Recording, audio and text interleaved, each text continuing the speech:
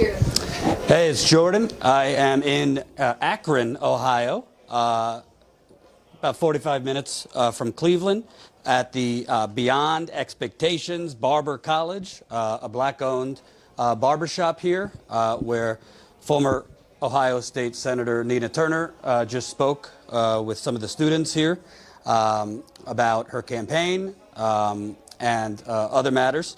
Delighted to be with you once again. So let's start with some news.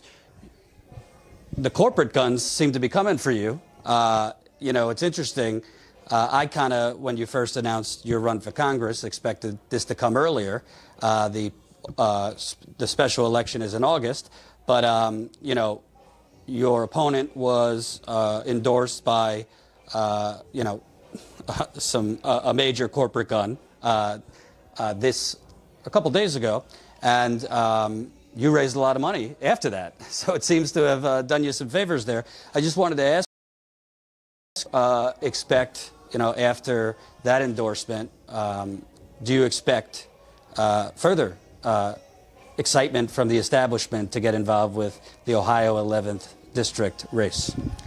I don't know what others are going to do, but I'll tell you what our campaign is doing. And as you can see right now in this Barber College, the enthusiasm for our I'm really proud of this Barber College and what they're doing to help pour into the African-American community and by extension other communities. It is a mixed group of students here, but they're primarily African-American and primarily African-American men. And so Beyond Expectations, Barber College is doing exactly what we need to have done in the community, and I'm really happy to support them. As far as the campaign is concerned, I'm running on the issues. I stay strong on the issues. It is about Medicare for all and lifting people. It is about making sure that folks get a living wage, Jordan, in this country. And you know these things. You've seen me on the stump for many years, in the vineyard, as I like to say, all across this country, lifting up the poor, the working poor, and the barely middle class. So I can't tell you what others are going to do. I can tell you what we are doing on this campaign, and that is centering the lives of the people who need it the most. You know, in this district, between Greater Cleveland and Greater Akron, as you laid out, we are actually in Akron right now. Cleveland is the poorest city of its size in the United States of America right now, followed right there with Detroit. And even in Akron, in the very area that we're in right now, about 23% of the people who live here live in poverty. That's the things that we should be talking about. Those are the things that the candidate, and there are 13 candidates in this race. As a matter of fact, Jordan, 13 Democrats and 3 Republicans to be exact. There's 16 people actually in this race. And there's a lot for us to talk about in terms of our vision that will provide provision for the people. Mm-hmm. And I want to ask you real quick on this. You know, it's a special election in Ohio's 11th district, so you'd have to wonder why certain individuals, certain former politicians, current politicians, want to get so involved while, you know, they're still focused on COVID, the economy. Why do you think you're a threat to the establishment? Because, I don't know, I love Ohio, but why are these folks taking the time to endorse in this election? I think our movement is the real threat. It's not me, I'm just the conduit to it, but it's the movement of people all over this country who are daring to dream a bigger dream, who are pushing.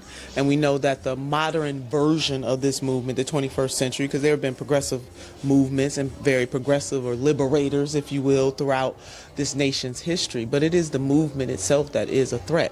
And there are people who want things to stay the same or want things to go back to normal, but we can't have normal when kids go to sleep hungry at night. There is no normal. 1 million Ohioans lost their employer-sponsored health care. Those are the things we should be talking about and both fighting for, uniting to fight for. I'm standing up on those issues, and I'm not equivocating. I can't say the same for everybody in this race, but I do believe wholeheartedly that Medicare for all is one of the moral imperatives of our time. Dealing with climate chaos is a moral imperative of our time. Dealing with racial justice, moving towards justice, because there's a lot of injustice, is a moral imperative of our time. So why certain people decide to get in the race, I can't tell you that. But what I do know is that I have a cross-section of folks who support me, both on the local level and the national level. The mayor of the city of Cleveland, Jordan, supports me. I have labor unions from the entire spectrum, more conservative labor unions all the way to very progressive labor unions like SEIU. I am a consensus builder. I bring people together. That's what this district needs. They need a fighter, and they need somebody who can bring people together, and I'm their fighter. I want to ask you specifically, President Biden, when he was a candidate, the Democratic Party forever, seems they show up to black churches during election time, make a lot of promises, wax poetic. President Biden's slogan, build back better, restore the soul of America. But then, not just Biden, just Democrats in general, we know what the Republicans do. I don't know. We have millions of people facing eviction in a couple weeks. I looked last year, there was 41% of renters in Cleveland were facing eviction. I don't know the number now. Biden, has made a lot of promises. We don't really hear anything from him anymore about a $15 minimum wage, about the $2,000 checks. Public option isn't really in the vocabulary anymore. I want to ask you, black people in Cleveland and Akron, and it's a majority black city, why should they expect different from you when, frankly, the broader Democratic Party has given them a lot of woke signaling, but not actual help? Yeah, well, my record of fighting speaks for itself, and the residents of this district, they understand that, and that is why I have the cross-sectional support that I have from grassroots leaders, everyday people like the young men and young women and young adjacent folks that you saw at the Barber College who actually support me because they know my record of fighting. I am going to go to Congress and stand up for justice. And anybody that wants to stand up there with me, I'm their dance partner. My district is my first, second, third, fourth, and fifth concern. And in the fact that I can partner with anybody, whether they're moderate, progressive, or moderate, progressive, or a little conservative, if they want to fight for justice, then I'm their person. There's promise in the problem here. I really do believe that. And this is an opportunity for the Democratic Party. And God knows I wish we could count on some Republicans. Maybe on some issue we can. But for now, the Democratic Party has an obligation to help to change the material conditions of the people in this country. I believe in the $15 an hour minimum wage. And as pleasantly surprised as I was about the COVID relief bill, I still believe that we can go further. I mean, for example, it cut childhood poverty in half. That's good. But let's go further and cut it all away, because cutting it in half means that there's still half the children in the United States of America who are in poverty.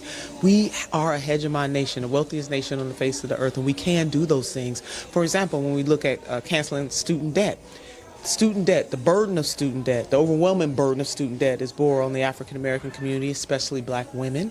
To cut student debt has a class and caste component. It is a racial justice issue as well as a class issue as well. To hear even somebody like Senator Schumer say, cut it by 50,000. And then you have President Biden say, well, we'll cut it by 10. And you got people like me say, let's just cut the whole thing. So I do believe that there are some opportunities there, but we have to keep pushing. We do. It's not going to happen without a fight. I mean, that's just the bottom line. Even when your party is in control, some people are more conservative, more moderate, and others are more progressive. But the right thing to do, the morally just thing to do, is to bring relief to people. And God knows that people all over this country are suffering. About 140 million people who live in poverty or poverty adjacent. And those people are black. Those people are brown. Those people are white. Those people are indigenous. Those people are Asian. Poverty touches all. And so one of the major things that we should be doing is giving that kind of relief that is needed long term. So yeah, I do agree. I wanted the $2,000 a month until COVID is not done. It's not done. We may be on a little, people think it's done, but it's not done. And so we got to be forever vigilant. And we must, how can I say, I'm going to put it this way. Poverty is a policy decision. Just as that $1.9 trillion COVID bill was able to give some temporary relief to people, we can give people permanent relief. And that is what we should be doing in this moment, in this time. And that's why I'm going. People judge me by my work, my past work, and the work that I am going to do in the future. I've always been a woman of my word, and I am going to keep pushing for the poor, the working poor, and the barely middle class. That's who I center in this journey. My lived experience. I am anchored in my lived experience. I haven't forgotten where I've come from. One of the commercials that I just put out, Jordan, you may have seen it, is about Medicare. And I tell the story of my mom, and one of the reasons why I fight so hard, even though she's not here anymore, her memory, seeing her struggle to provide for her family, seeing my dad struggle all the time, even when they got divorced. There are people just like both of them, but my mom was not here. She died at 42. with their dreams deferred. I'm fighting, Jordan, to make sure that we lessen the number of people who have their dreams deferred. So that means we got to come at the system and indict the system and then use the power of the people to change it. Because just because those things are the reality today doesn't mean they have to be the reality tomorrow. So I'm fighting for my district. I'm fighting for this state. I'm fighting for this nation. And by extension, as a congressperson, you deal with the world too. And I want to zero in on that term, fighting.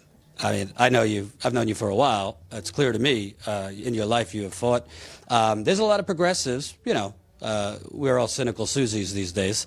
There's a lot of progressives that, you know, donated, voted voted for certain candidates, volunteered for certain candidates, and feel they're not fighting hard enough. Feel, you know, they're playing the long game more, trying to bring over establishment candidates more to them rather than using their leverage, their votes, their power.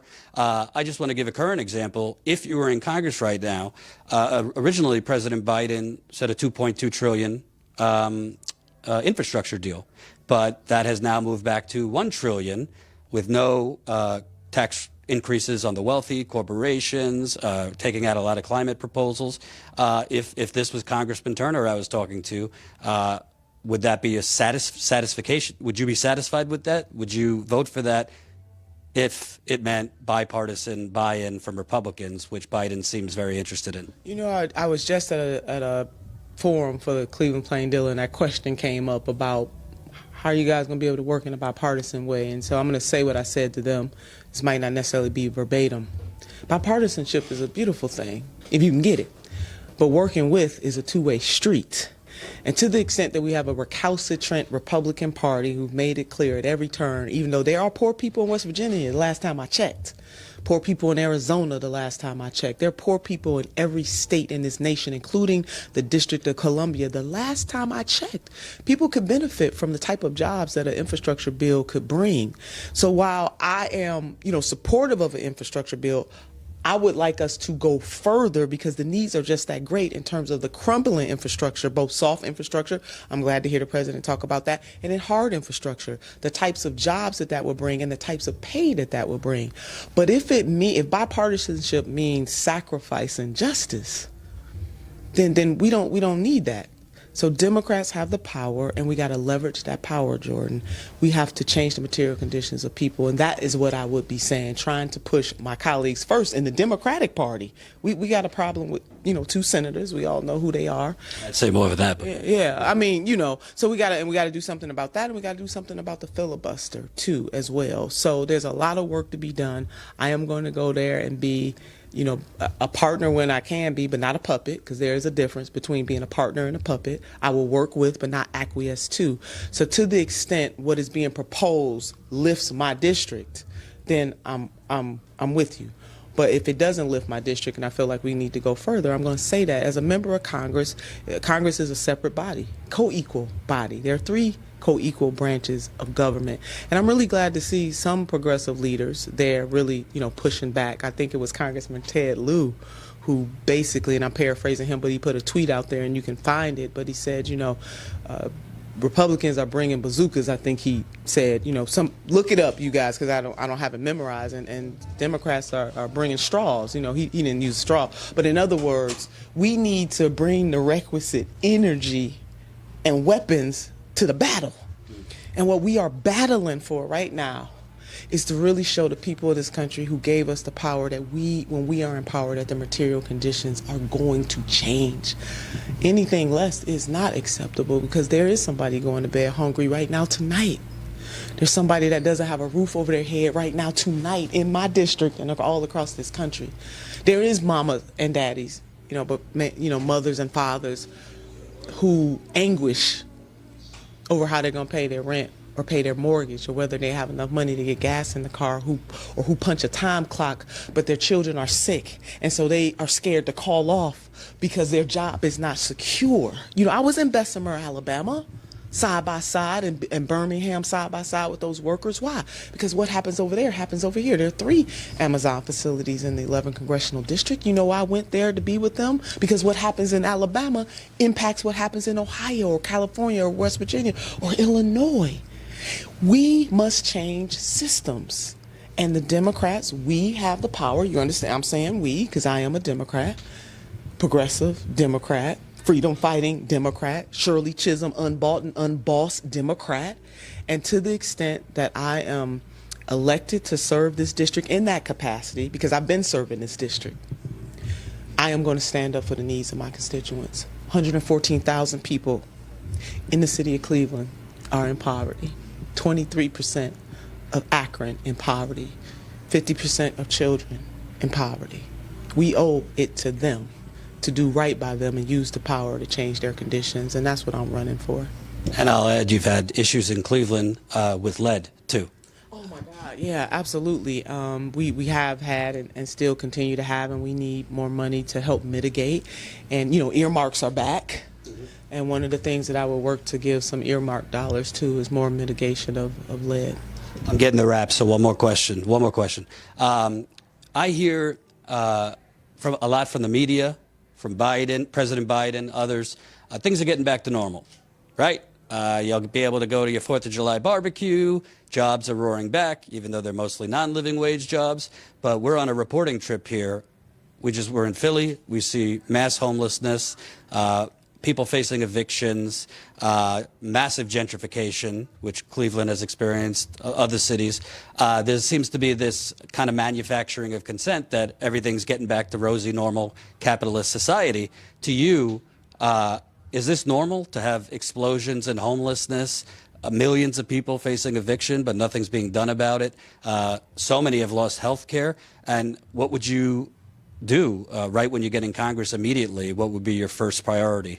It wasn't normal before, and that's really what I want people to understand. The COVID pandemic just blew the top off of any delusion that we may have had. Normal for some people is painful, so we cannot go back to normal. We definitely have to see the promise in the problem. And the reason why I say promise in the problem, because really what COVID has done, if there is any positive side to this, is to give us the opportunity to go bold, to really see, if you didn't see before, what the challenges of race are, what the challenges of class are, what the challenges of this environment are. We can change those things. So again, systemic problems require systemic solutions. And I want to go to Congress to work with the Biden-Harris administration where possible. And I'm sure that we will find many things in common. And then to push further. Because if you are going in the right direction, we ought to keep going. So no, going back to normal is not good enough, because I've seen the pain. I'll give an example. SEIU was door knocking in my district. And they came across a home, and a mother, I know she's a mother now, but a woman came to the door and she was flustered, and the SEIU leaders asked her, can we talk to you about the campaign? And she said yes. And Samara, is the person who knocked on the door, said, I noticed you're flustered. How can I help you? She said, I'm trying to put together my bassinet. My baby's coming home from the hospital. So Samara came in and helped her put up bassinet, and she noticed that there wasn't a lot of food there and that there was another child there, and that child was hungry. She immediately called me and told me this story, and I said, Samara, let's get her some food and I'll split the cost with you. So, just even telling that story is bringing tears to my eyes. That's in the community that I live in. You can multiply that. You know why that hurts me? Because I, too, grew up in a home at times when there was not enough food to eat.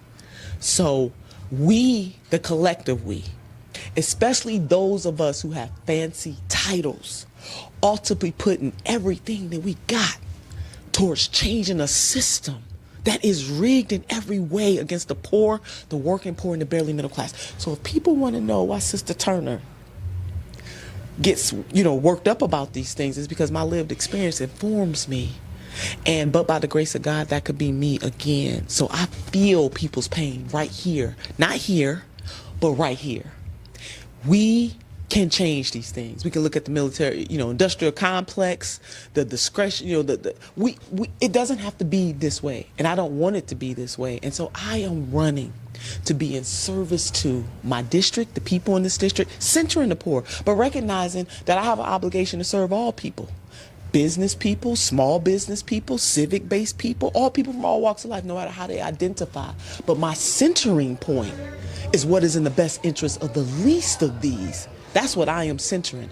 And that is the vantage point that I am taking to Congress. I'm always going to ask for more for the poor people. And I'm not going to apologize for asking for more and pushing for more and fighting for more. And there's some things that we're going to be able to do in the Congress, and there's some things that we're going to be able to do on the community level by forging alliances with people who have resources that can bring about the change that the citizens and the residents of the 11th Congressional District deserve.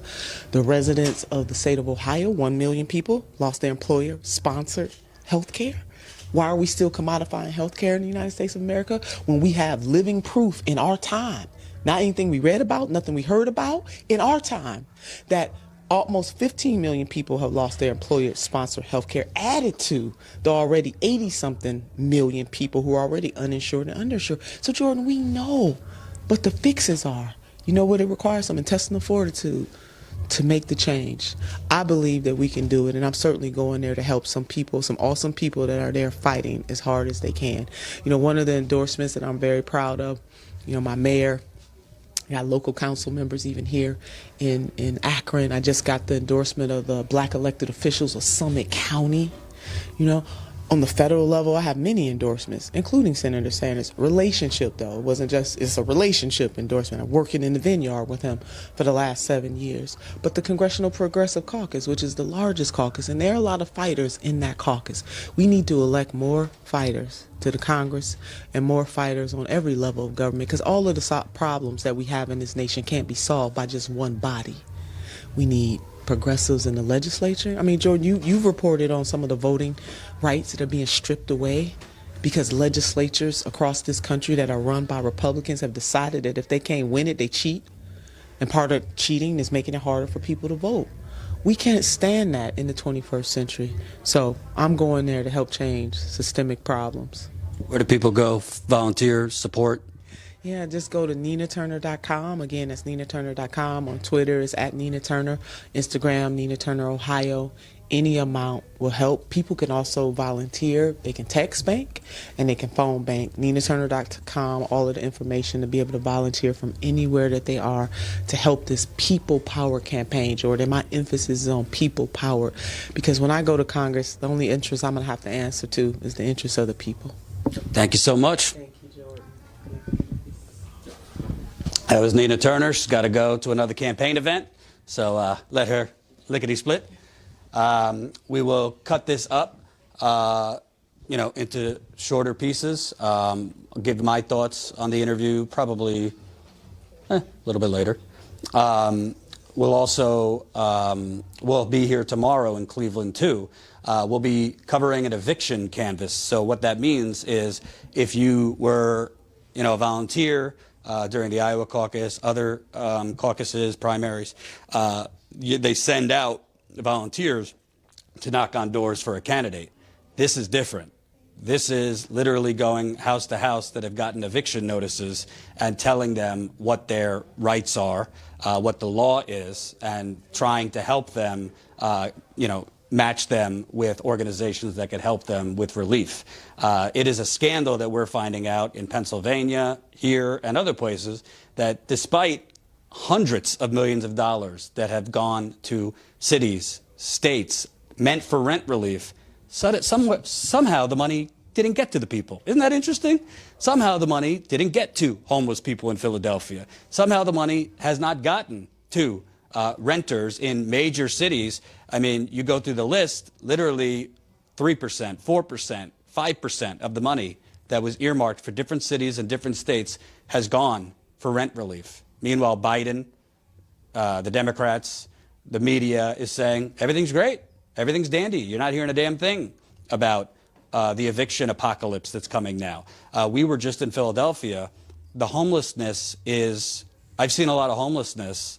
I can't think of another place, maybe other than San Francisco, that has a worse problem with homelessness than Philadelphia. But 10 minutes down the road from the homelessness, you have a beautifully gentrified city. So, sound like your city? It's a tale of two cities in Philadelphia. We'll show it to you in Cleveland, too. After Cleveland, the current plan is to go to West Virginia, do a little digging on Mr. Joe Manchin, also talk to activists, people facing evictions there. This is a road trip, a reporting road trip, kind of like the old days when people actually left their studio and spoke with human beings and tried to expose corruption. We could do that because we don't have any corporate fat cats telling us what to do. So we appreciate all your support. I wish I had more time with Nina. It's kind of a pattern now I've experienced with politicians. Tulsi Gabbard, you know, supposed to be an hour, ended up 20 minutes. Nina, when you're dealing with people running with campaigns, you don't really get the full time you need. I would have loved to ask her a couple other questions, but I could see they were kind of trying to wrap me like 10 minutes ago. So that's kind of why I wanted to ask her about Julian Assange. I wanted to ask her about Israel-Palestine and a couple other things. So sorry, I couldn't force her to stay. The other, you want to join? Sure. So I hope you enjoyed it. I kind of tried to get a direct answer on, force the vote. I didn't really use the term force the vote, but just kind of talking about would you actually leverage your vote? Would you vote no right now on the infrastructure deal? I don't know. I don't know if she gave a really direct, specific answer. And I think also, the truth is, some progressives aren't going to like what I'm about to say, but the first step is getting elected. And Ohio's 11th district is basically a kind of, they vote for traditional Democrats, establishment Democrats. So, I'm not, I can't get in Nina Turner's head, but I do think she's kind of walking that line between championing her policies. She reiterated Medicare for all and other things, but also not going like scorched earth on the Democratic Party because she needs to win first. So some people might not like that. There's a lot of progressives out there that just want, fire at all times. But, we got to first get her elected. I do believe, just based on, conversations I've had, sources I have, that this is not somebody who's interested in playing the long game. This is not somebody who's going to go in there and, do photo shoots with, Mama Bear, Nancy Pelosi. I just don't see that based on experience, based on many interviews, based on private conversations. But yeah, I thought this sounded like a candidate that is on the verge of winning. Obviously, Hillary Clinton made that endorsement the other day. I think her answer spoke for itself. She didn't want to get in the mud with Hillary Clinton, but she explained why the establishment sees her as a threat. What were the highlights for you from that? So I think one thing, obviously there were great highlights from the interview itself, but I also want to speak on Nina in general. You and I have both interviewed her multiple times. You've known her longer than I have, but she stays consistent and she really does have that fire. And so we've had off-camera conversations too about like what it takes to win a race like this. And I think something that a lot of people don't realize is that, as Nina has said in other interviews, that she's a coalition builder. She does work across the aisle. So on one hand, and I don't believe that these are contradictory things, but on one hand, she's this fiery progressive who stands firm in her values and her policies. But on the other hand, she's also someone who does know how to truly, to use a despicable, political term that's so, we're all jaded about it now, but reaching across the aisle, she does do that. And worked, with Kasich before, and has worked with different folks who aren't necessarily progressive or not even Democrats or whatever. But when there's a kind of a common goal in politics, really that is what you have to do. And so I think, speaking on Nina as a person, I truly, her policies and things like that are very, Bernie Sanders aligned, and in some cases even more left than Bernie. And but also she has that kind of what it takes to, for whatever this means to people, succeed in politics and succeed in Congress. And I worry, though, and I wonder what people who are so kind of pure, I guess, now in progressive politics, what that means for folks, but I think people really have to understand that that's what you have to do. So if if she gets an endorsement from someone that is a Democrat, but you aren't like completely in love with that person, let's say like Bakari Sellers or whatever, that's okay. Like that has to be okay for people, because how are we going to succeed in politics, like getting progressives in office, which is the point, right? So how are we going to succeed if we're supposed to be so-called pure that people have to pass this test in order to be acceptable in the eyes of progressives? And I think that Nina gets this on a very good high level. Like she understands reach across the aisle. She understands that it's okay if we don't agree on every single point. The whole idea, the whole goal is to pass things like Medicare for all. If people think that we can pass Medicare for all without reaching across the aisle at all, without, trying to woo the Bakari Sellers and the Joe Bidens of the world, you're fooling yourself. So I just wanted to. Well, I think there's, we got to get out. No, do you want to talk to Eric?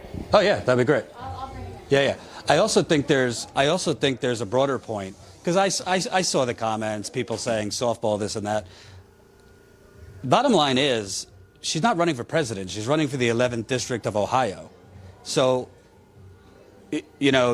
she could go fire breathing. She could have bashed President Biden. She could have, bashed other squad members, this and that, and been hurt by that in the 11th District of Ohio. So I think it's a fine line. Like, she's not running to be a congressperson of YouTube, right? She's running to be in the 11th district. She's not running to win Twitter. She's running to serve the people of the 11th district of Ohio. Yeah, so I think obviously if she started significantly pivoting away from policies, things like that, yeah, I would have challenged her significantly on that. But I think at the end of the day, honestly, the progressive movement, in my mind, it's moving into this like Fox News mentality that you need to be with me 100% on all things. You need to talk my language 24/7.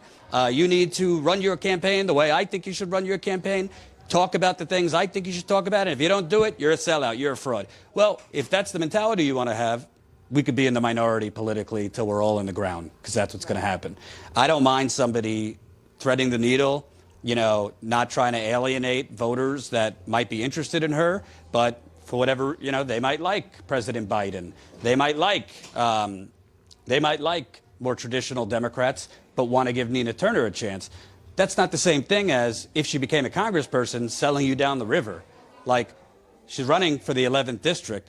I didn't hear anything come to mind that seemed like a flip-flop or anything like that. Medicare for all, free public college, things like that. I would have loved to gotten to defund the police and the continued murder of black men all over the country, but she had to go. I want to bring in the head of this Barber College. Garrett, how are you? Hey there. Eric, you are running this black-owned Barber College, and you guys had an event with Senator Turner. Before I get to the Barber College, I just wanted to ask you, I was just telling my audience, because a lot of people watching, want progressives to be fire-breathing and this and that, criticize President Biden, those kind of things. But I was saying, well, I think Senator Turner, this area, that's not what they want to hear. They want to hear, like, what are you going to specifically do for me? Right. Thank you again for having me. Thank you again for coming to the Coup spot here, Beyond Expectation Barber College. What Nina stands for our students here, it's a predominantly black school. And so some of the times we hear their issues, whether it's their issues in terms of not having enough funding to go to school, trying to work a part-time job. Nina's for that. She's for helping the class that needs to help right now financially. We understand that $7 and $8 is not enough. And for her fighting for that living wage is so important to us here. What really hits home with us is the guys getting pulled over and, being harassed. The guys, those things bother and resonate with the students. I'm coming in, I got pulled over, Mr. E, those things. So what Nina's doing, her platform, her plight, the guys come in a lot of times, they were struggling with the whole coronavirus. Should I get the vaccine? Should I not? She came in, she talked to the students, calmed a lot of their nerves. She also is phenomenal in terms of the Medicare for All. A lot of these students come around today, they can't afford, they didn't have the money to go to doctors, didn't know if they could. What she's fighting for are things that really resonate with our students. Like I said, whether it's the income, whether it's the injustice. The students here understand that the police has a dope role in the community. It's just how we actually work together that is so important. Right now, there should be a change. You know, we're not advocating taking money from the cops. No, not at all. The police officers, they have a job to do. But I think there should be some resource officers out there. Some folks are out actually there to not stress the officers out with all the calls, but you know, some of that money should go to some social work and stuff like that. And Nina cares about that. And so that's so important to us. And that's why we're aligned and think it's a clear choice. Nina Turner gets 11 congressional. I want to kind of set the scene for this district, which is Akron, Cleveland. Just doing my research on the way here, there's significant homelessness problem going on in this area, like exploding in other parts of the country. Last year, 41% of renters were facing eviction in this area. You have significant poverty. We covered a year or two ago a significant lead problem in children. Obviously, Cleveland, like many other cities, has been gentrified. So you got a beautiful 10-block radius, and then the rest does not look like that. So I want to ask you, just being on the ground here, what are the conditions like? Because I've heard a lot of talk from the Democratic Party about, equality, economic justice for black citizens, but I'm not seeing that in practice really yet. You know, one of the coolest things is we have a motto here at the school. If you're willing to walk down the path, if you're willing to keep walking, eventually you'll make progress. President Barack Obama. We're not seeing the progress as fast as we'd like in our community in terms of the sharing of the wealth. But a lot of times, that progress is coming. When you explain to the students the importance of filling out the census packet to be counted, now you have a bus stop in your area because you were counted. And a lot of folks aren't aware of that. The folks here at the school, we're trying to educate the people more about how gerrymandering works, how it's important that your voice is heard. So there are some bad neighborhoods, but as long as we get out there and we work hard and we have a person like Nina, I think change is coming. And like we're walking down the right path. Progress is right around the corner. And I want to ask you, rewinding a bit, you mentioned Medicare for All was so important to you, students here. I heard a lot during, the Democratic primary that, that won't sell in the Midwest. People don't want that socialism as a boogie word, blah, blah, blah, blah, blah. But I don't know, I talked to black folks, white folks in the Midwest. They want it. They want it, in addition to other things. So can you kind of talk about that narrative out there that these programs are not popular, the Midwest is more, moderate to conservative, yet the people I speak with, it's the exact opposite. Well, I think it's big in the education piece. I mean, explaining to the students and just to our clients in general, if you go into the hospital just for the emergency room, you're going to overwhelm the system. But if you get a doctor, you get a primary care, if you have these things, sometimes you can make phone calls. I mean, so you don't have to overwhelm the system, but this plays huge here. I mean, with the students here, 1,800 hours, 10 and a half months, that's 10 and a half months in a lot of cases away from income. And so being able to go to the doctor when you have an issue or something like that, that's huge. And so what Nina's doing, the fighting for that Medicare for All, that puts us on a whole nother level. We're the strongest country in the world. I, as a disabled veteran, I fought and nearly died for this cool country. And if I had a choice to do it again, I'll sign up all over again. This country's amazing. Just to have the opportunity to have Medicare for all. You get sick, you can go to the hospital. I spent time in Afghanistan and Turkey. Over there, if you don't work, you don't eat. There's no healthcare system. This is the greatest country that God ever put together. They talk about, I wasn't alive during the Roman days and all this good stuff. I would put this up against. We talk a lot here at our school about the bicycle. And the bicycle 10-speed, sometimes the gears change. And as you're changing gears, you're going to hear that chink sound. But that's progress happening. So our country isn't perfect, but we're on that arc. We're bending toward that more perfect union. When you come into the school, and I just wanted to bring you together a little bit here on this what the school is all about. Psalms 133 on the front of the school, behold how good and how pleasant it is for brothers to dwell together. And just to have blacks, whites, ladies, men, all in one space, all working together for that more perfect union. It's amazing what this school here is bringing to the community. It's dope, but that Medicare piece, to bring back to what you were saying, that Medicare piece is so important, and it's welcomed here, for sure. And let me ask you, because, you know, I don't want to debate you about America's greatness, but we go out in the field a lot. We're reporting a lot. I just see a lot of wealth trickling up to wealthy white folks. It's been going like that for 40 years, frankly. Story just came out.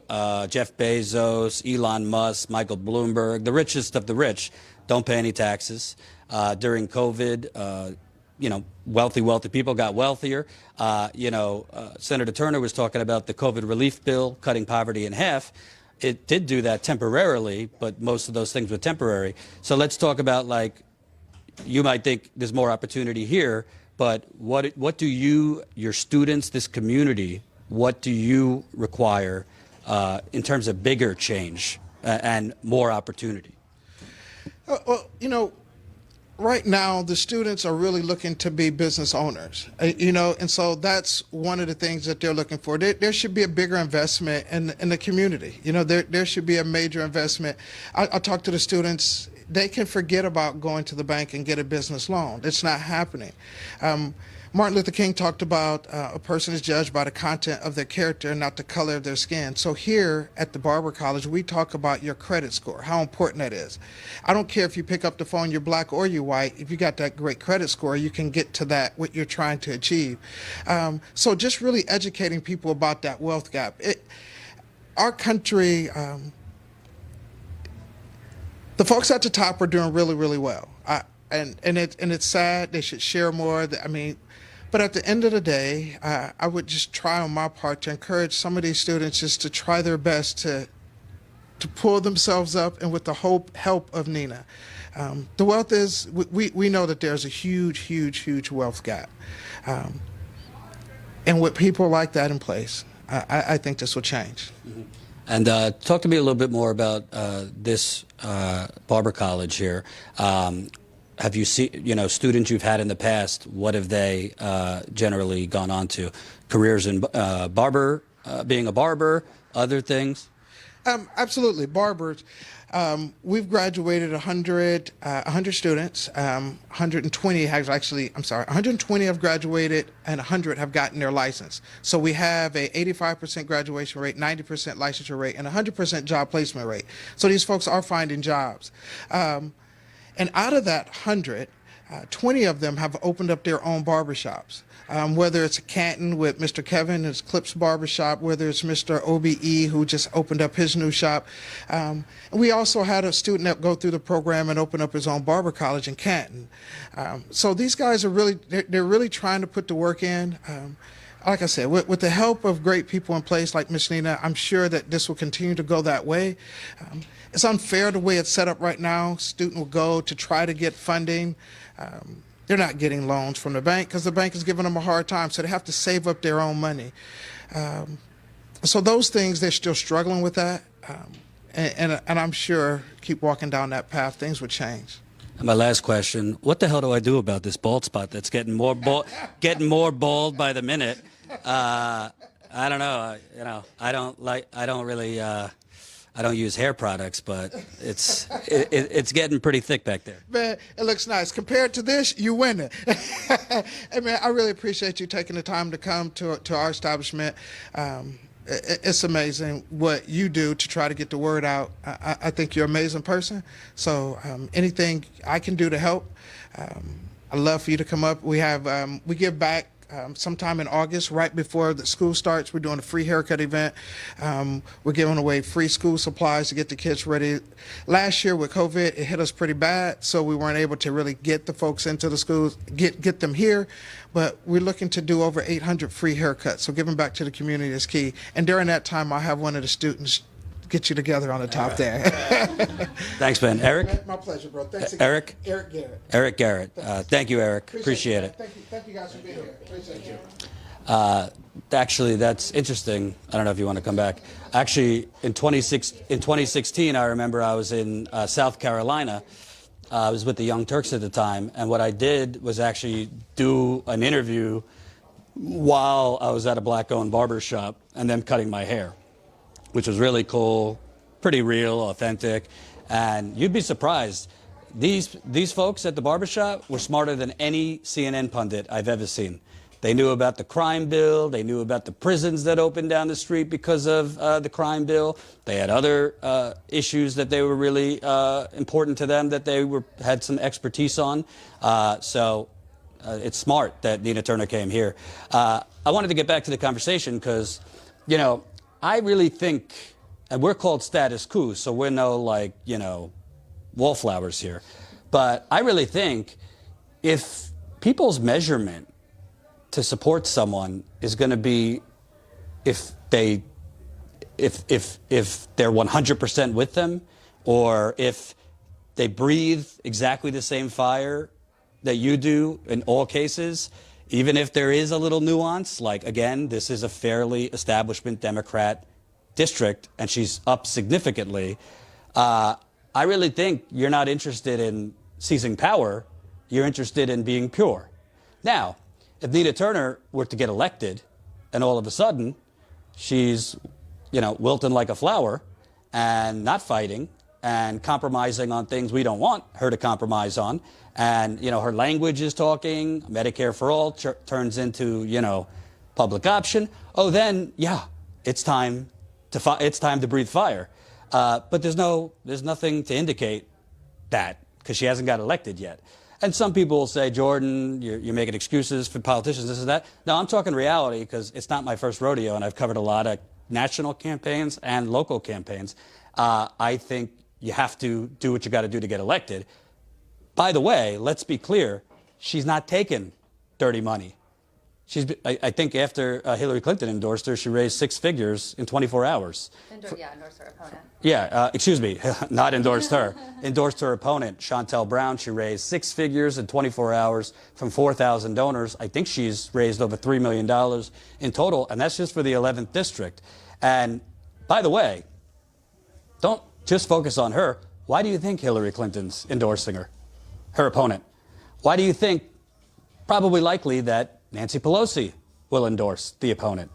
I'm going to guess you'll have some other Democratic Party heavyweights endorsing her opponent and, you know, trying to get their email list to give her fundraise for her opponent, this and that. So I think people, you know, listen, if you want to be pure and you know, scream if they're not completely speaking your language, I just think you're going to be alone in the wilderness watching YouTube shows that are pure but not actually get the policies you want. Yeah, and that's the thing. We have these bigger common goals. The Medicare for all is a great example. The Green New Deal, defunding the police in whichever way you describe that. For Nina, if you read her policies on this, she does have her husband is a retired police officer and her son is in law enforcement, and so some have pressed her on the issue of defunding the police, and she's clear about what she thinks.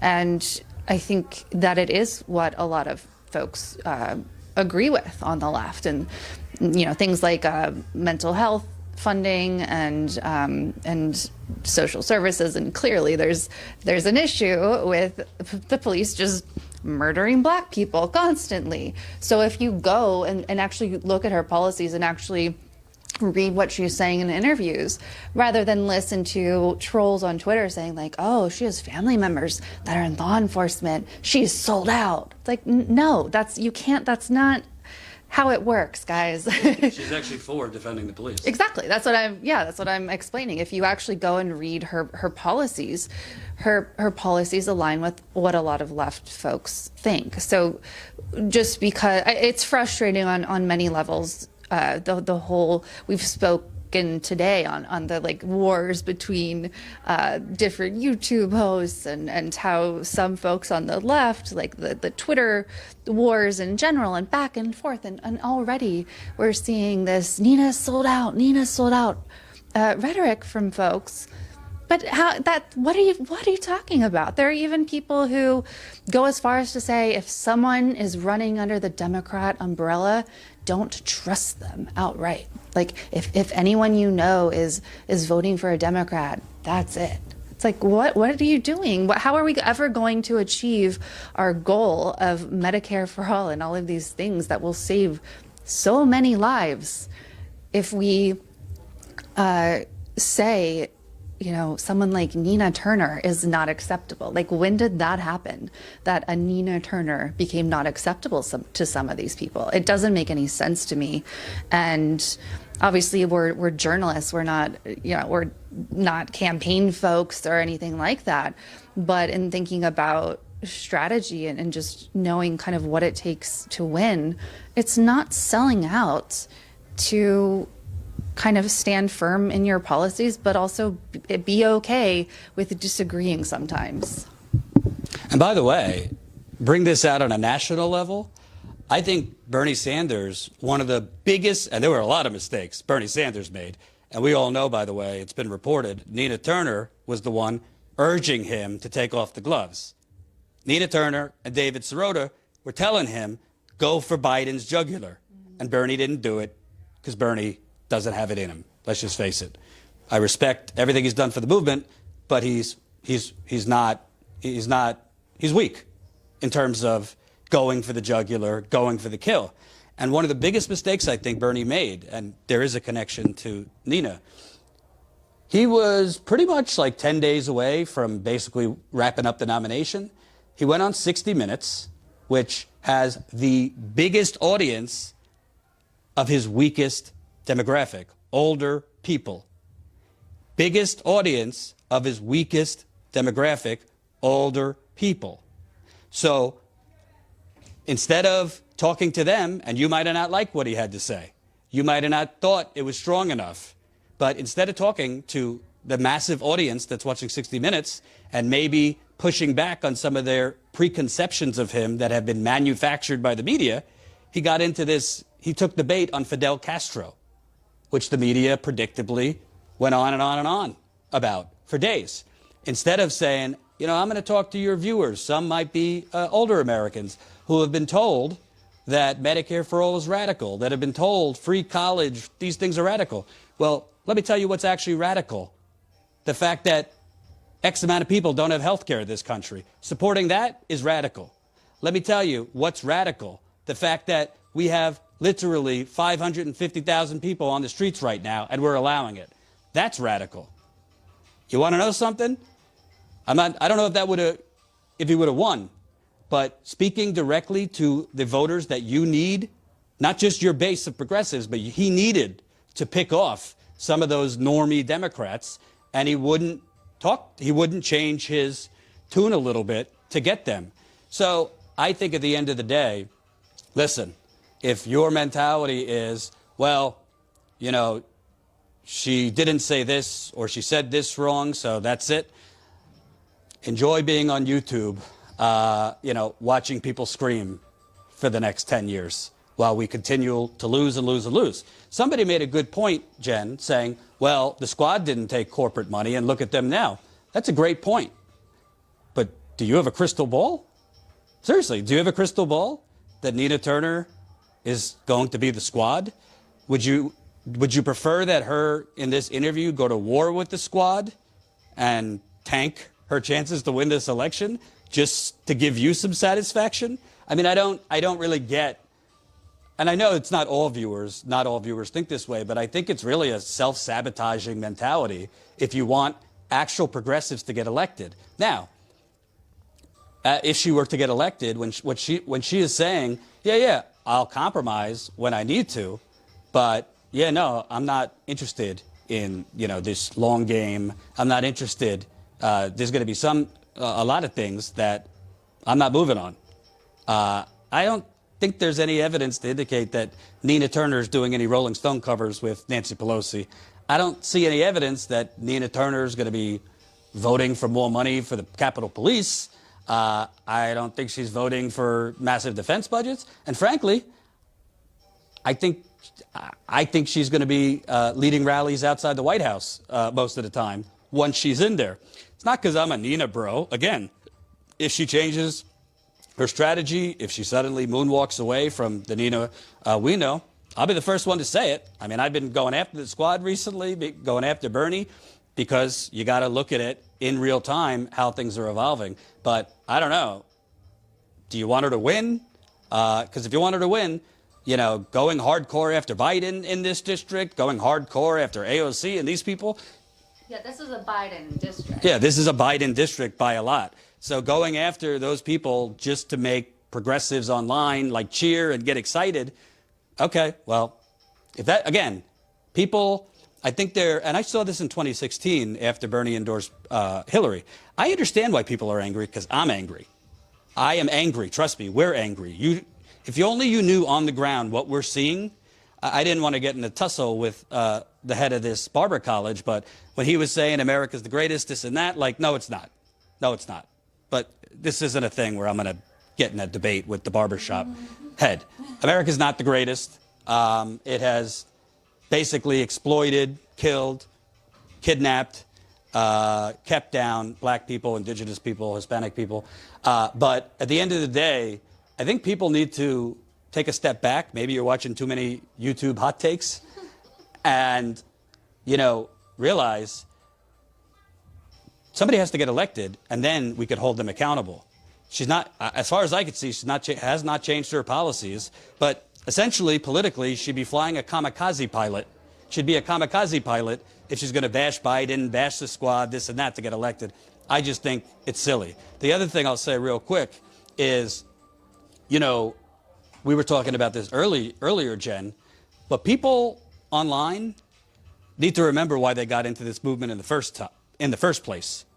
It was because of the injustice, the corruption, mass homelessness, the wealthy stealing our money, this and that, because that's what we're covering on the ground. We've been in Philadelphia. We're here now. We've been covering homelessness, evictions, we were just covering a sweep where they were evicting homeless people off the street. We're covering evictions tomorrow here in Cleveland, going to West Virginia to expose that fuck Joe Manchin and talk to more people that are facing evictions, other things. We might possibly go to Kentucky. We need your support. This is all very expensive, so we'll tell you how you could support us. But all I see online is just fucking clickbait and hot takes about bullshit. I'm tired of hot takes about hot takes that then another person reports on those hot takes. Like, just stop. Just everybody stop. It's so frustrating and annoying. And we spoke on this earlier. We will speak on this again, especially for members as well. But to just be on the ground seeing what we're seeing, we've all covered homelessness in multiple states. And we've never seen anything like Kensington in Philadelphia. Never. I cannot describe video, you know, seeing it on video or seeing a photo. It doesn't adequately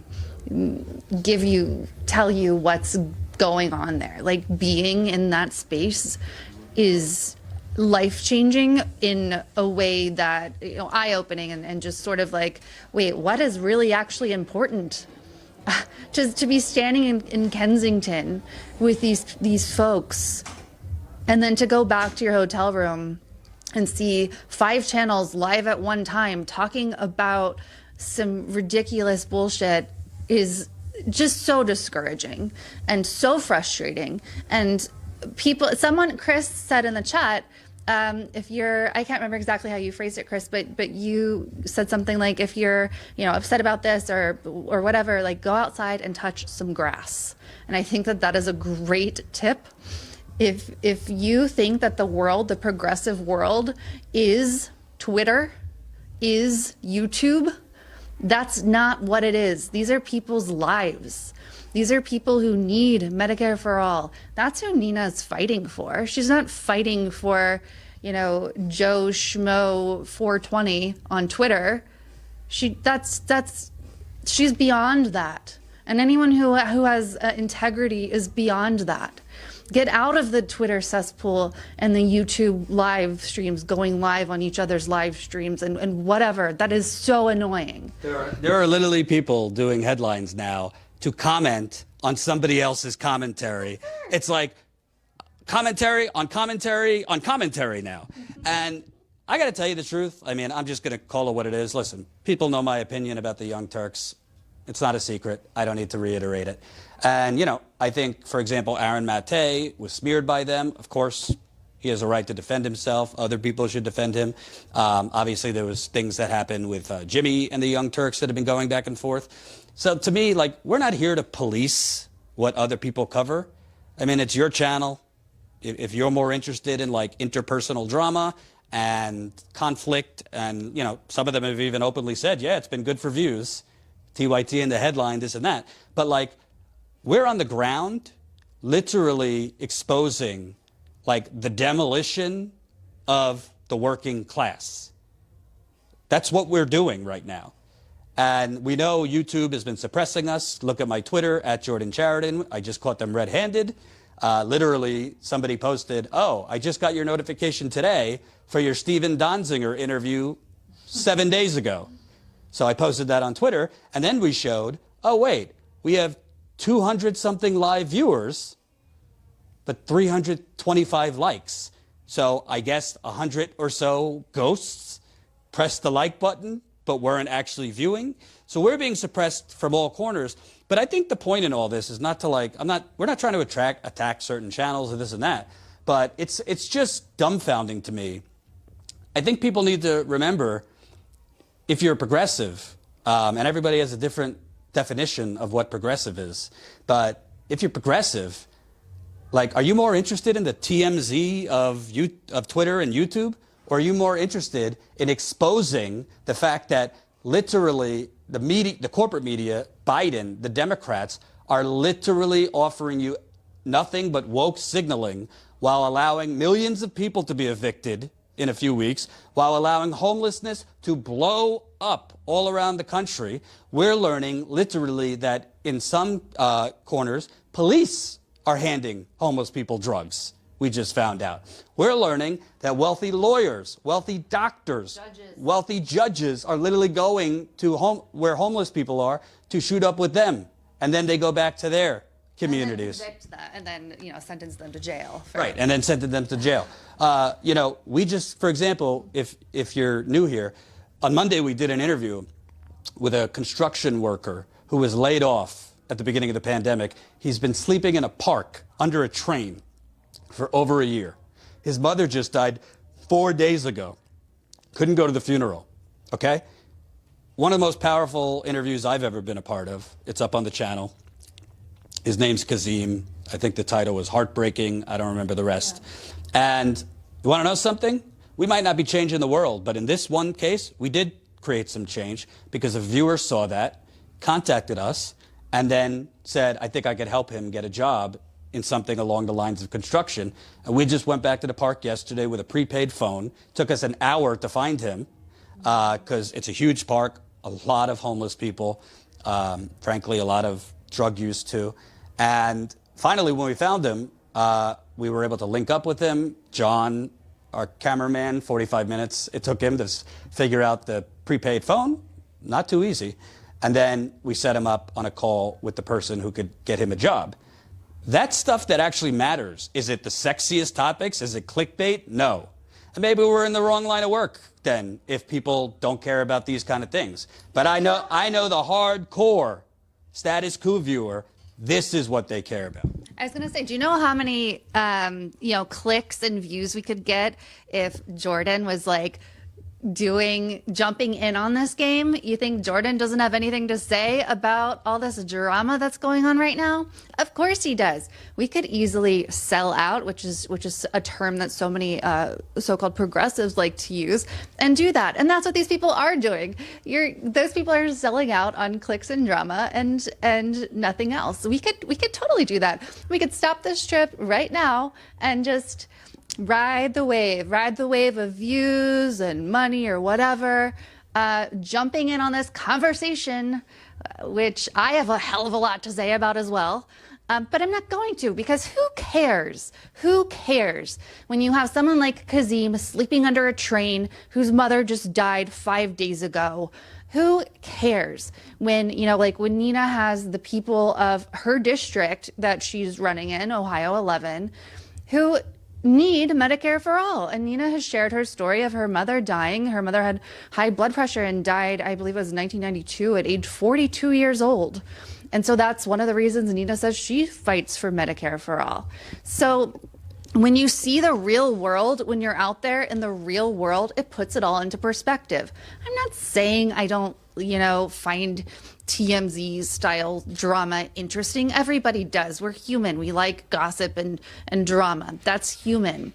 But if that's all you're doing and all you're paying attention to at the expense of a Kazim, what are you doing? Examine your life and your priorities. Why are you a progressive anyway? And when I'm saying you, I'm clearly not talking to you, the viewer.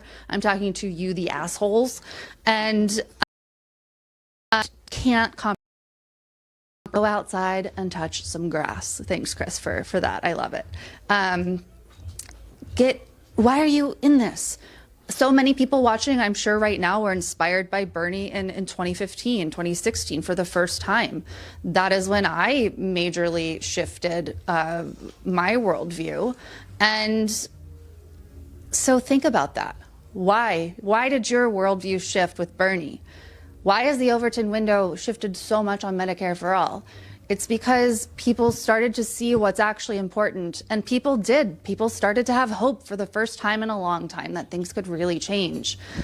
And I get it. I get being depressed about it, that Bernie didn't get the nomination 2 separate times. I get being pissed off at the DNC, and the fact that the DNC outright admitted that, essentially, in not so many words, admitted that they can outright choose whoever they want, a la the lawsuit, the DNC fraud lawsuit. But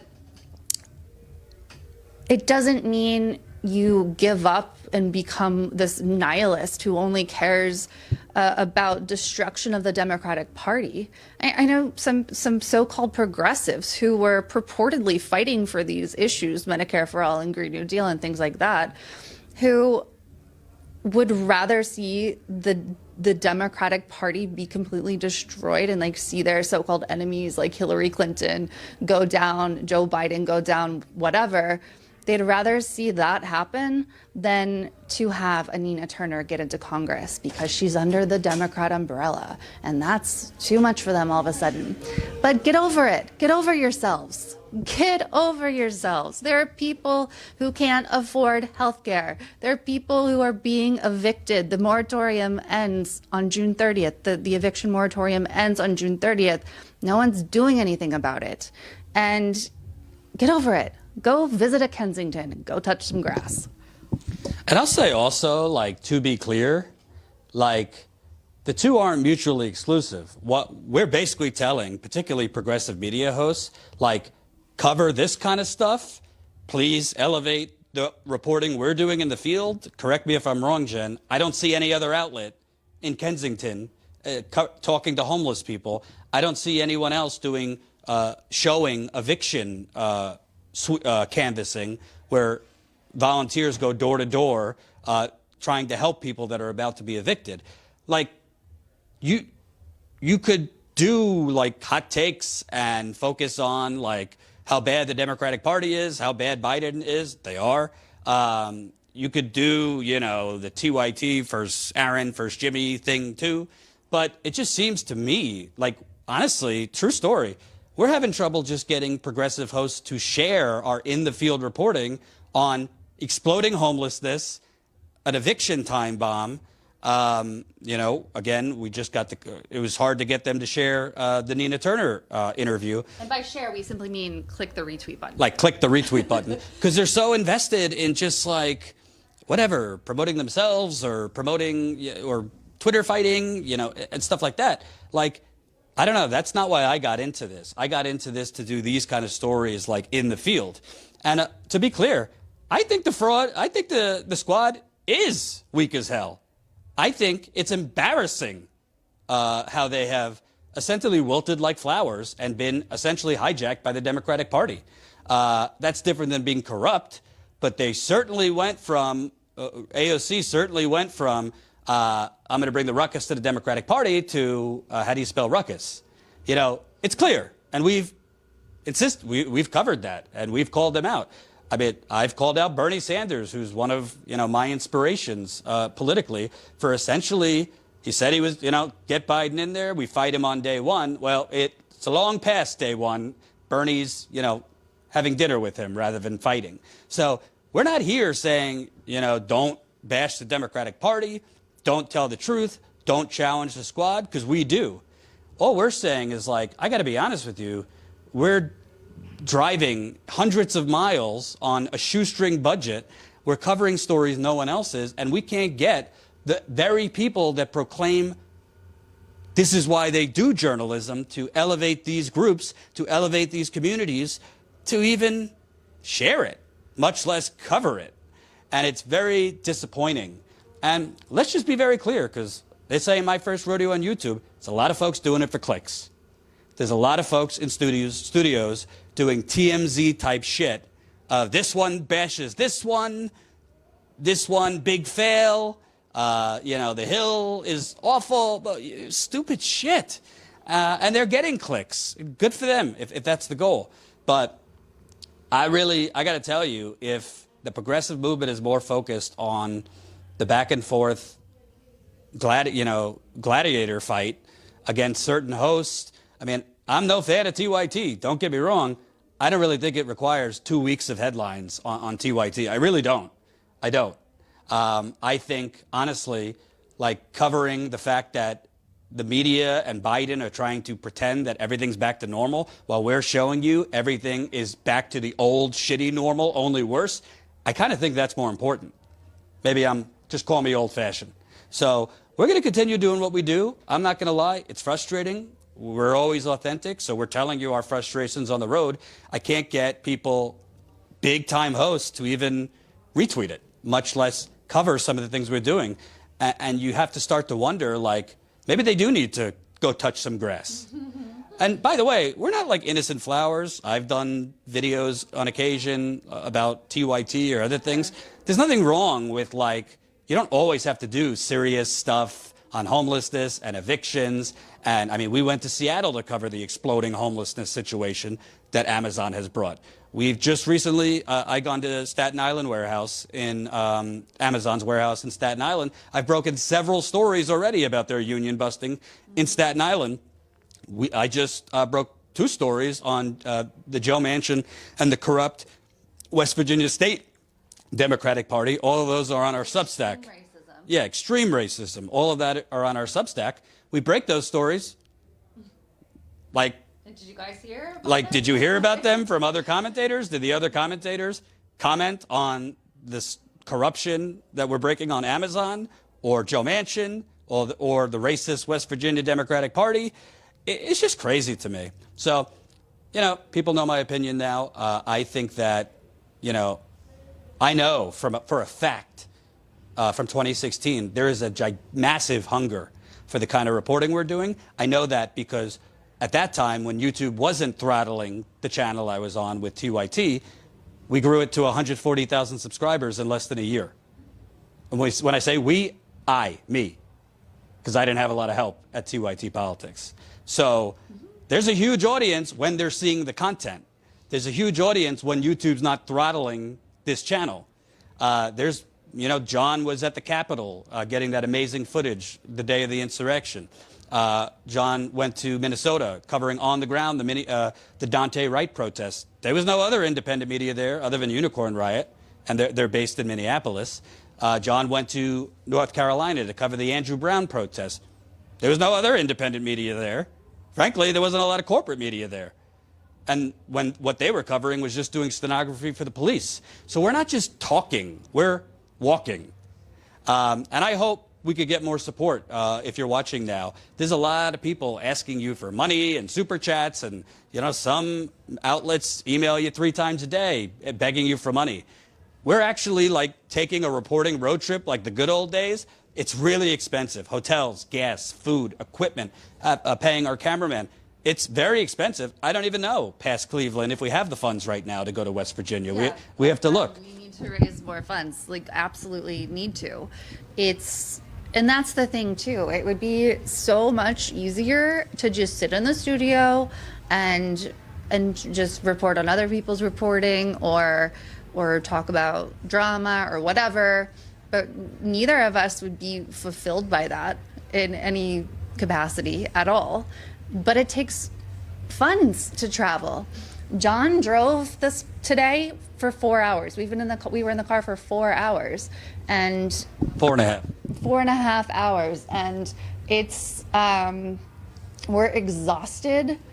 We haven't sat down and ate a meal today. We've just been like grabbing stuff on the road and whatever. It's literally back-breaking work. Jordan's had multiple back surgeries. His back's not doing well right now. My back, honestly, is not feeling great. I have long hauler COVID. John's ribs are still in pain from the insurrection day. Where Trump supporters and QAnon basically cracked his ribs. But we don't say, I'm not bringing this up to have a status coup pity party. I'd like that. I'm just trying to paint the reality for folks who don't understand or don't appreciate the value of this. And the value of this is humans, human connection. These are people in Philadelphia who are houseless. These are people where we are right now. This Barber College is full of young black barbers or who are folks who are learning. Like, I don't know how many people are here, but it's a ton. And they are wearing, Nina shirts, and they're excited, and they're having a barber competition in there, like best beard and, whatever. I don't remember what all their categories are. But why they support Nina Turner is because this is the working class. These are people who want to have their own business, who have dreams. These are people who want and need Medicare for all. We haven't done a survey, but I wonder how many of these folks here have health insurance. I wonder, if anyone here is facing eviction. We, in the midst of getting here and interviewing Nina, we haven't had a chance to talk to a lot of folks here. But why do you think these folks are supporting Nina instead of sitting at home watching YouTube bullshit? They're here on a Friday evening because they have dreams and passions, and they're excited about Nina, and this is their district, and she gives them hope. They still have hope, and it's not hope based on nothing. It's hope based on real human needs like housing and healthcare. Couple other points. Somebody said you should interview Chris Hedges. I did that. I think I've interviewed him twice. I interviewed him a few months ago. Another person said, respect what you're doing, Jordan, but this other stuff is important too. Yeah, no, what we're saying here, I think there's a role for great commentators. I think Crystal Ball is fantastic. Kyle, I think, does great work. I think Jimmy, although he, riles up a lot of people, does great work. Our whole point is those very people, let's just say who, like Jimmy, Kyle, Mike from the Humanist Report, David Dole at the Rational National, Crystal, who am I forgetting? Matt Taibbi, others. It would be, we're not telling you how to do your show, but it would be really nice and really helpful, not just to us, but to these communities we're covering, to cover it. I mean, it just, I don't know how else to say it. Like, we shouldn't only cover the horse race. We typically, I'd say 60% of our infield reporting is not going somewhere that something is already breaking. That is what 99.9% of media outlets do. They go somewhere when it's on fire, figuratively. Yeah. We go somewhere that it should be breaking. It should be breaking. Sorry. It should be breaking that, my hands go. It should be breaking that there is exploding homelessness in this country while Jeff Bezos has 25 bathrooms. That should be breaking. And we're on the ground to show you. It should be breaking that literally black men are being executed everywhere. We went before George Floyd. We went down to Dallas and covered the execution of Botham Jean, who did not get the George Floyd coverage. Yeah. He was a 26-year-old man hanging in his apartment in Dallas when a white police officer came in and shot him dead and then claimed, oh, I forgot, I thought it was my apartment. That didn't get the George Floyd protests, and not that George Floyd shouldn't have.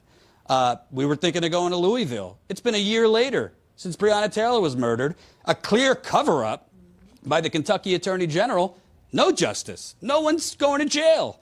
The only officers they indicted was not for shooting into Breonna Taylor's apartment, other people's apartments. It's a year later. It's not technically relevant in the news anymore, but it's relevant to us. It should be relevant in the news. So that's why we want to go. So I guess the point we're all making is, can't everybody walk and chew gum at the same time? Do your Twitter jousting and burning down TYT if that's what you want to do, while also focusing on these issues. You don't even have to mention Gen I. We'd like you to mention status quo and tell people to subscribe, but just show the content, for God's sakes. Shouldn't it be important to all of these hosts when we're spotlighting, a sea of homelessness in a major American city, when we're spotlighting people about to be evicted and homeless, as the media is claiming everything's just dandy, back to normal. We're actually, everybody's writing about Joe Manchin. We're actually trying to go to West Virginia to talk to people who know where the bodies are buried and can expose in depth more of his corruption.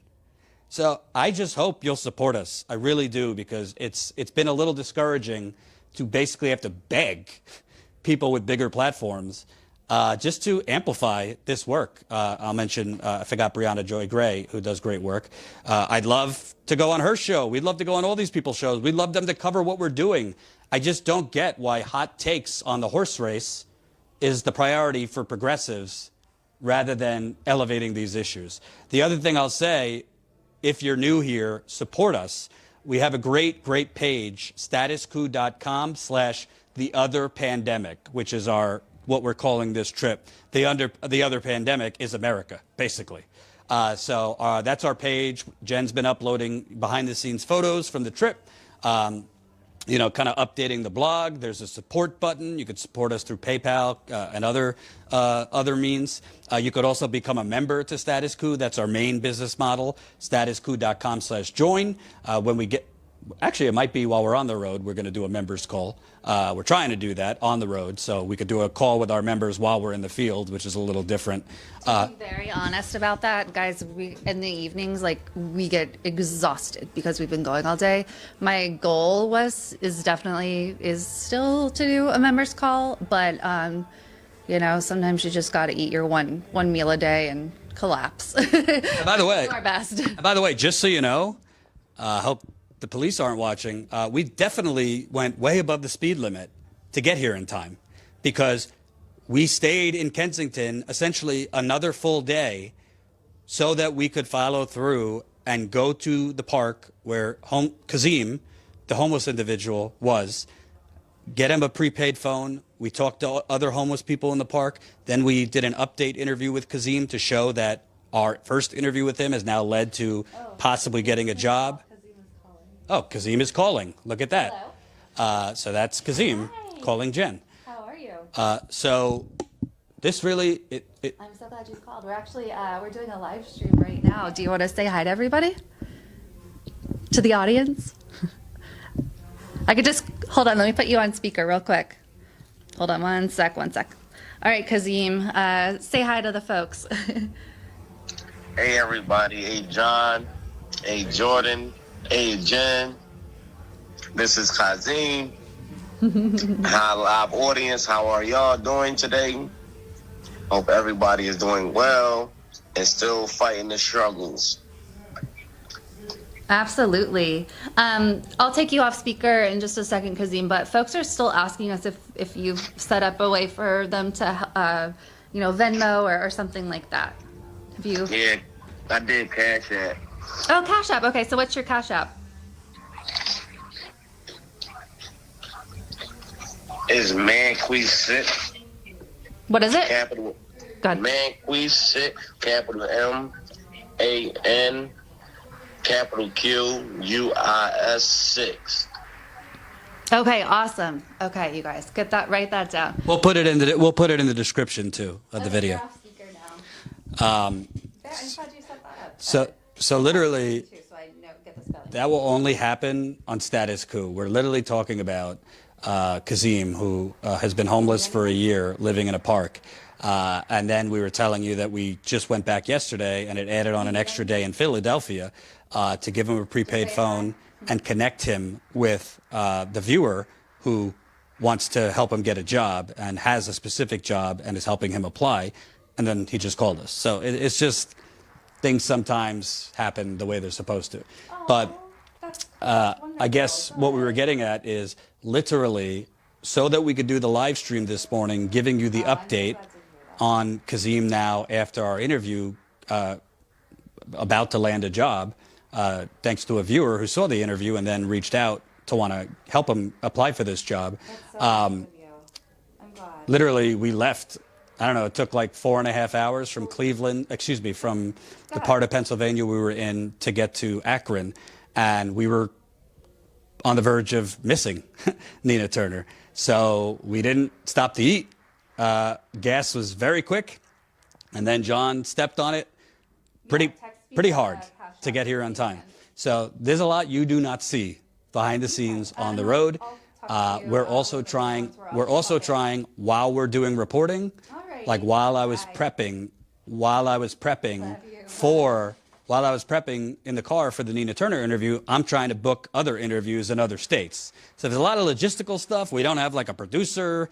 We don't have bookers. We don't have a real tech crew. John's doing everything by himself. Normally you'd have more than one person handling live view, recorded interviews, audio.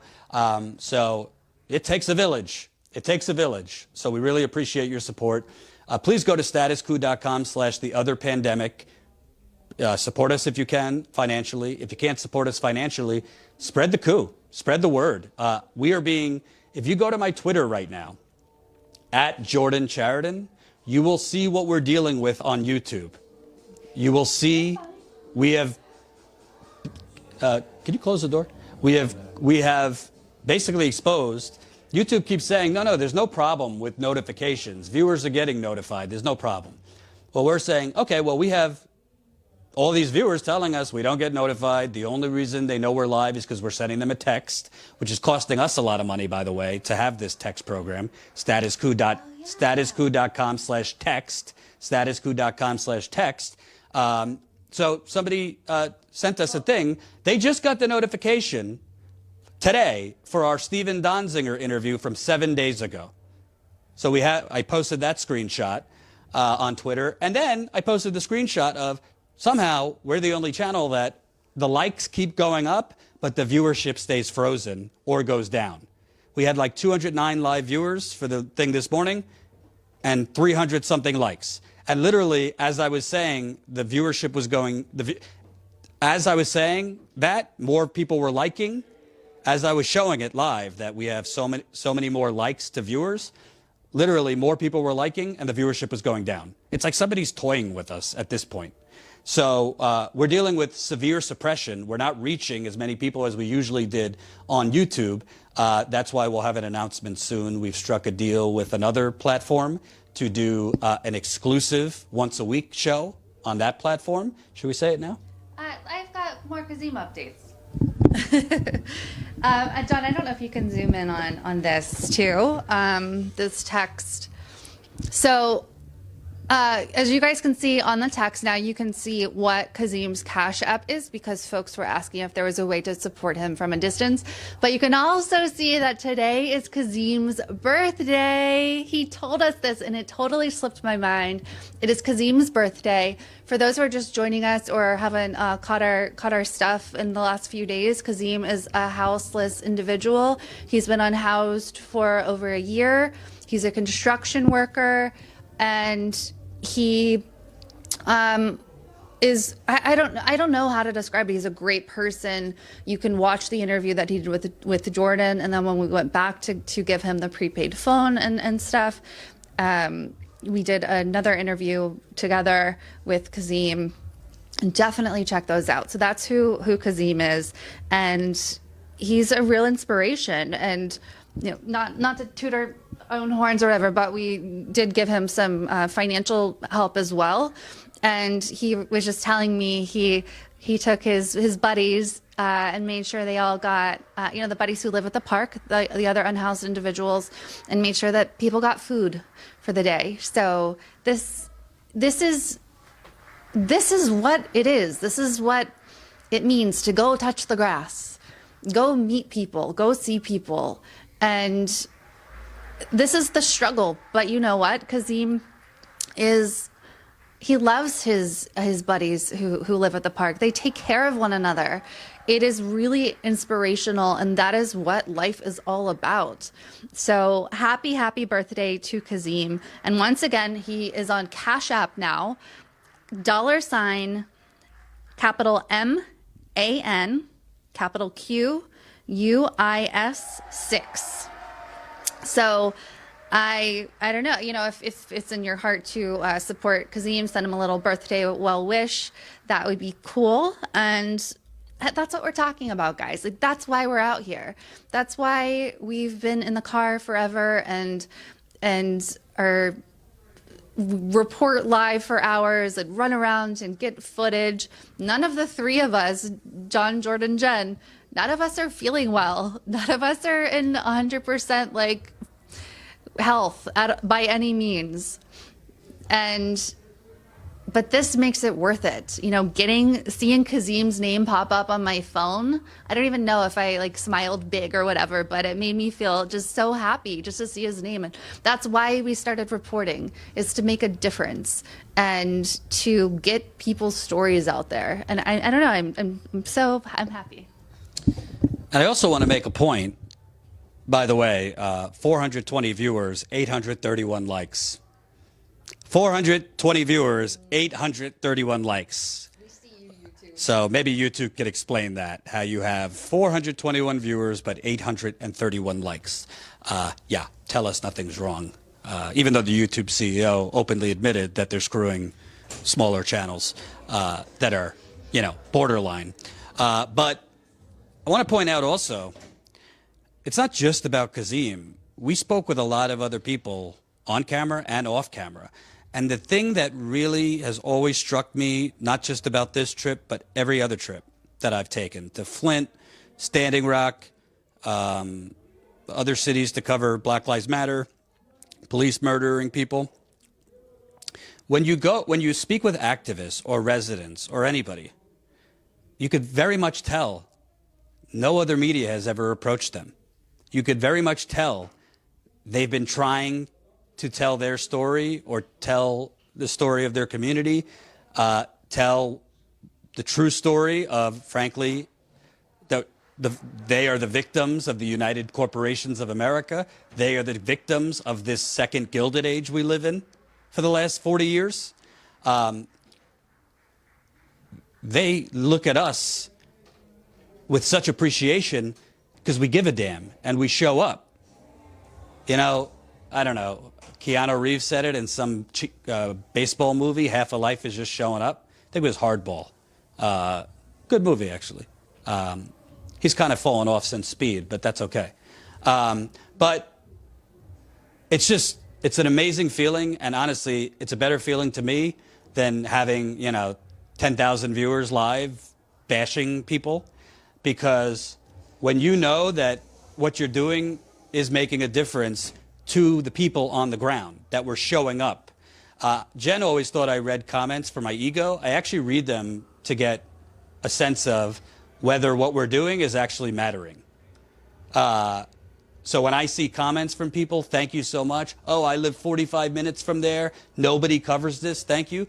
That gives us the validation that we're on the right path and what we're doing matters. And I truly believe if others in the independent media space, others in the progressive media space can, in addition to their commentary and whatever else they want to cover, look at what we're doing and say, you know what, we should be covering this. We should be having them on. We should be sharing this on social media. I think everybody would do better. I really do. Because I would love to hear Crystal Ball's takes on some of the stuff we're covering. I'd love to hear Kyle's take on the corruption we're exposing on Manchin and the West Virginia Democratic State Party. Jimmy, I'd love to hear on all this. So that's kind of where we're coming from.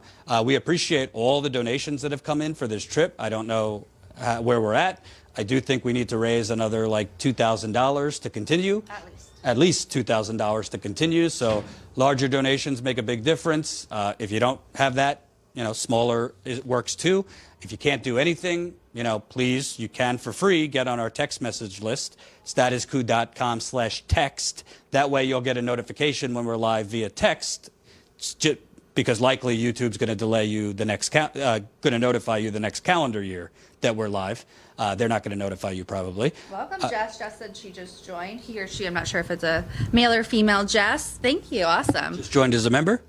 It's not specific, okay. But yeah, welcome, and we love the support. People are still asking about Kazim's Cash App. So again, it's $MANQUIS6, and that's a capital M and a capital Q. So $capital MAN capital QUIS6. And by the way, as I'm sure you guys understand, when you're unhoused, you don't just often have a bank account. So it's under his bud's name who does have a bank account. So just in case you see a different name, that's why. So and we'll put it in the description once we wrap. So if you couldn't write it down, we'll put it in the description. But I don't know, Jen. To me, I think I've always said, I said this years ago, I say it now. Most people in this corrupt country are not lacking compassion. That's not the problem from what I've seen on the road for 6 years. Most people are not lacking compassion. Most people have no fucking idea what is going on all around them. That's what's going on. There is an information war in this country. Corporations have hijacked, have bought the information airwaves in print, on cable, digital. There is a corporate information war to keep everybody dumb, to keep everybody complacent, to keep everybody uninformed, to keep everybody ignorant, to divide and conquer, put this group against this group when they should be fighting together against those same corporations. Now, on top of that information war where corporations have bought cable news, print, and digital outlets, now Silicon Valley is waging an information war against the few outlets that are actually telling the truth and showing you the truth. Stephen, thank you so much for your very generous road trip support. We really, really appreciate you. We certainly appreciate all of you who are able to support in any way, financially or not. If you are able to support us financially, not us, but this road trip, this reporting, please go to statuscoup.com/theotherpandemic. Statuscoup.com/theotherpandemic, and just know that your funds are going to the right place. You can see it. You can literally see the results of your funding, and you're the reason that we were able to do the interview with Kazim. You're the reason that we have the interviews yet still to publish. Some incredible folks that you'll meet online, through our videos. So you can see the results of what you're supporting. The interview, the great interview Jordan just did with Nina Turner. Fantastic. That's because of you guys. So we want to keep going. We want to further expose Joe Manchin in person. We want to report on Breonna Taylor, who has still not gotten justice, and no one is talking about Breonna Taylor anymore.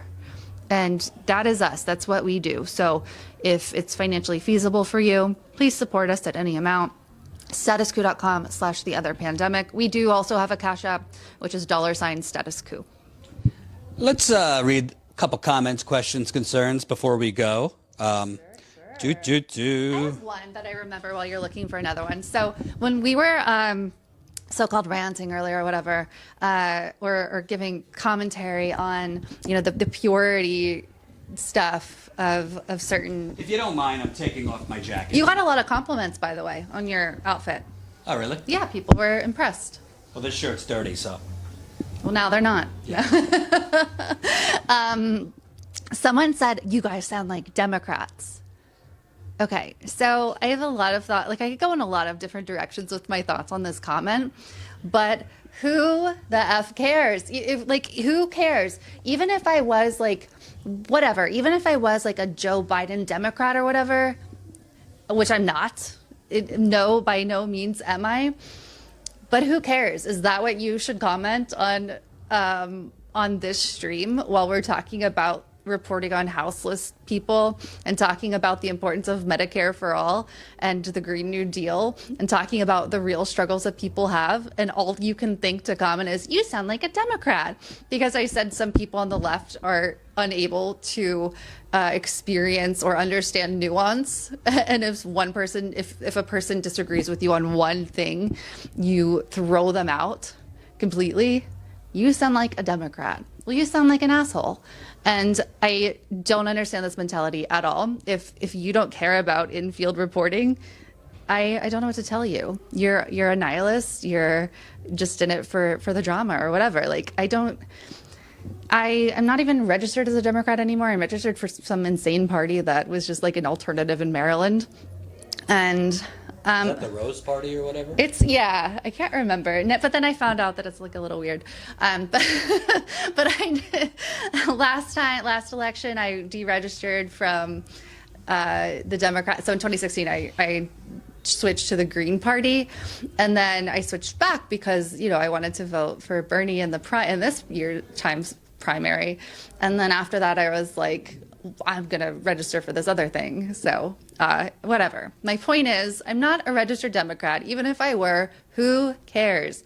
If we share similar policy goals or whatever, if we're doing in-field reporting and that's what we're talking about, like, what are you doing, dude? What are you doing? Anyway, that's my rant. We are getting some amazing super chats coming in. New Zealand dollars, Matt W. I'm so jealous of New Zealand. Jacinda seems cool. We need a united pro-people, pro-environment, socialist, democratic, anti-hierarchy, internationalist left. Well, once I break my dictionary out and figure out what that means, I'm sure I'll be on board. But thanks for the super chat. Thanks for all the great reporting. You guys are awesome. Thank you so much. Nicole Vance, $10 in the super duper chat. I missed the interview, but hopefully it will be on soon. Stay safe. Absolutely. We will. It'll be up, once YouTube processes it, once we go off live. And honestly, you can just kind of rewind now and watch too. But we will also be cutting up different segments. We also have some footage that happened before the live stream.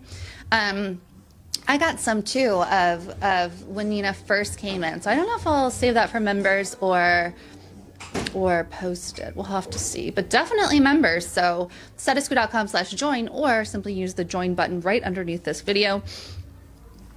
Robert Romano, like Ray Romano, very funny guy. $9.99 in the super chat. Go Nina, go Jordan, bringing truth. Absolutely. And I know we got other super chats as well, which we really appreciate. One thing that is unfortunate is that YouTube gets rid of them after a certain amount of time, so we can no longer see them.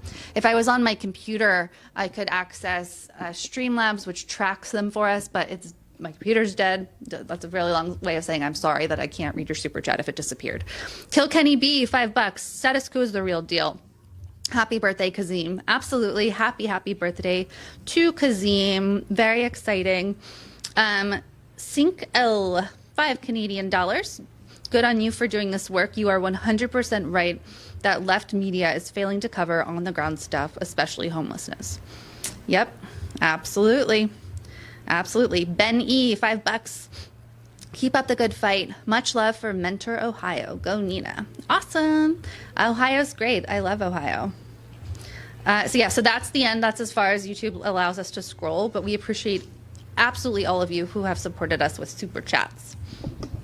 And also, you could become a Status Coup member, statusquo.com/join. But we also just created a YouTube membership, which is right next to the subscribe button. You could press join there. It gives you the option to, I don't know, what do the kids do these days? Make emojis. So there's an emoji of me being confused, apparently. So if you're a YouTube member, you could put in the super chat. You could put in the super chat, emojis of, let's make an emoji with me struggling with a computer or something showing I don't know tech. But seems like a lot to try to express in the form yes. of emoji. So you can press there. We also have a Substack. We just published another piece this morning. So statusquo.substack.com. We're breaking stories there, written articles, doing commentary. You could sign up for free, statusquo.substack.com. There's also a paid option. Certain stories will be just for paid Substack members. But I'll just say, to kind of start to wrap it up here, I think the progressive movement needs to look in the mirror. The viewers, the hosts, everybody. Because I have the advantage, and I'm not criticizing people for not doing this, I have the advantage of having been on the ground for 6 years. Even during the pandemic, I was on the ground, less than normal, but we were on the ground. I got COVID, she got COVID. She got long haul COVID that thankfully. And I got something called POTS. I never remember what it stands for, but it's like postural orthostatic something. And I'm under the care of Johns Hopkins. I'm on new medications, which by the way I took 2 today because I otherwise would be on the floor. Because that is what we need to do to keep going. As I said, none of us are healthy, John, Jordan, me, but we believe in this so much. Someone said that they're glad that I'm feeling better. I'm really grateful, honestly, that I'm able to be reporting. I'm glad that I am feeling so much better. Just incredibly grateful, which is kind of, that in combination, like the desperation that I felt when I thought that I could never report again, that I would never be in field again, was so traumatizing for me, to be very honest with you, because it does mean so much to be out in the field. So being out here again, when I thought that I wouldn't be able to, it's so meaningful. And then you combine that with getting a phone call from Kazim, and that just, I'm so exhausted. We're all so exhausted, but it's so worth it.